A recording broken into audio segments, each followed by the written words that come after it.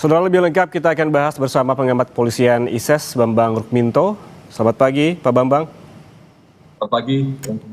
Pak Bambang, tadi jurnalis Kompas TV yang berada di TNCC Mabes Polri menyebutkan bahwa sidang perdana etik dan yang menjerat ex Kapolres Bima Kota AKBP Didik Putra Kuncoro ini berlangsung secara tertutup. Kemudian apa pertimbangan sebuah persidangan etik ini terbuka dan juga tertutup, Pak Bambang? Ya, ini terkait dengan sidang etik ini tertutup atau terbuka memang kebijakan.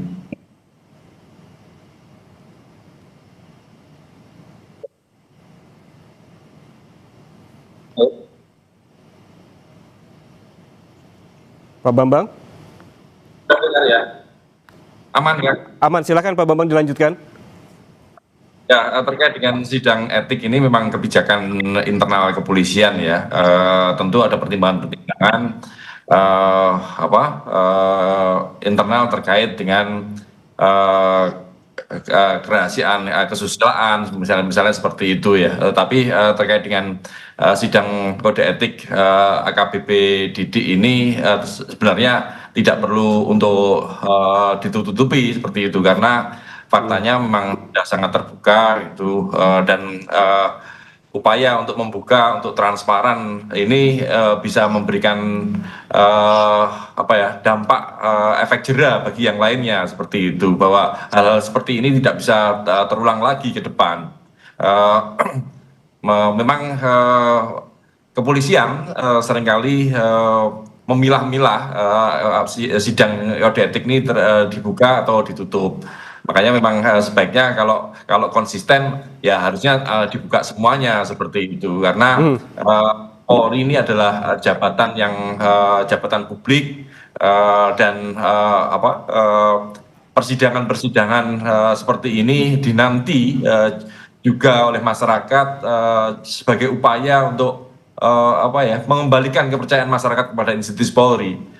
Menutup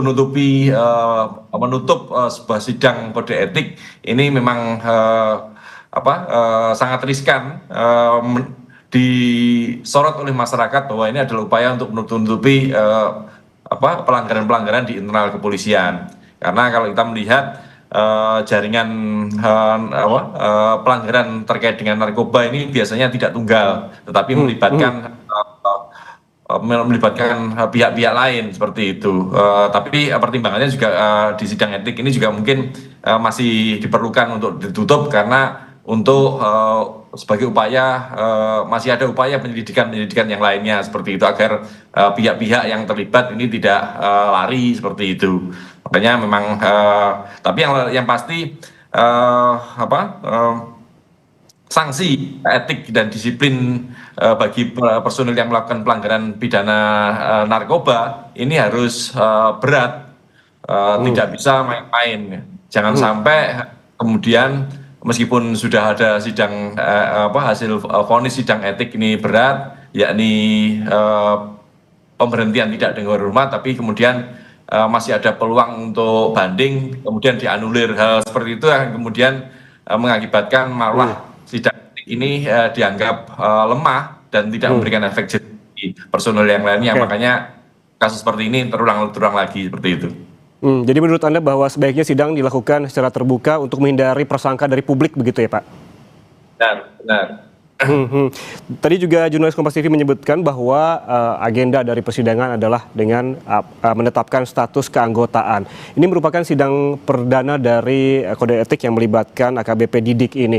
Di sidang perdana biasanya sebagai pengetahuan ya Pak, agendanya apa saja sih Pak? Ya, hanya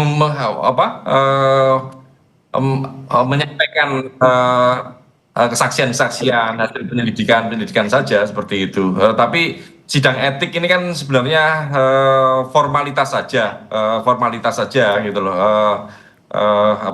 Yang lebih tepat sih sebenarnya tidak perlu bertele-tele, tidak terlalu panjang waktunya gitu, harus segera maraton sehingga bisa segera diketahui dan diketahui hasil vonisnya gitu. Karena kalau semakin panjang ini akan memunculkan persepsi mana-mana gitu.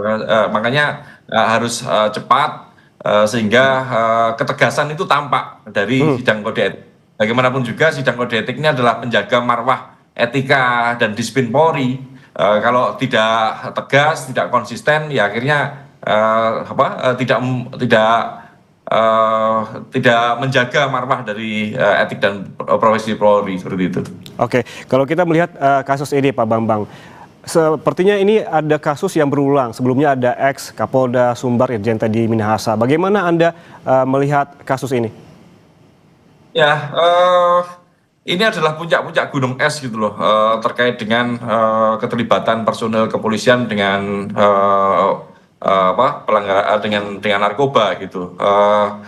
Masih banyak, saya meyakini masih banyak oknum-oknum yang lainnya yang terlibat gitu loh. Tetapi hanya problemnya belum terbongkar seperti itu saja. Makanya kontrol dan pengawasan bagi personil yang berada di satuan narkoba ini harus ketat. Selain juga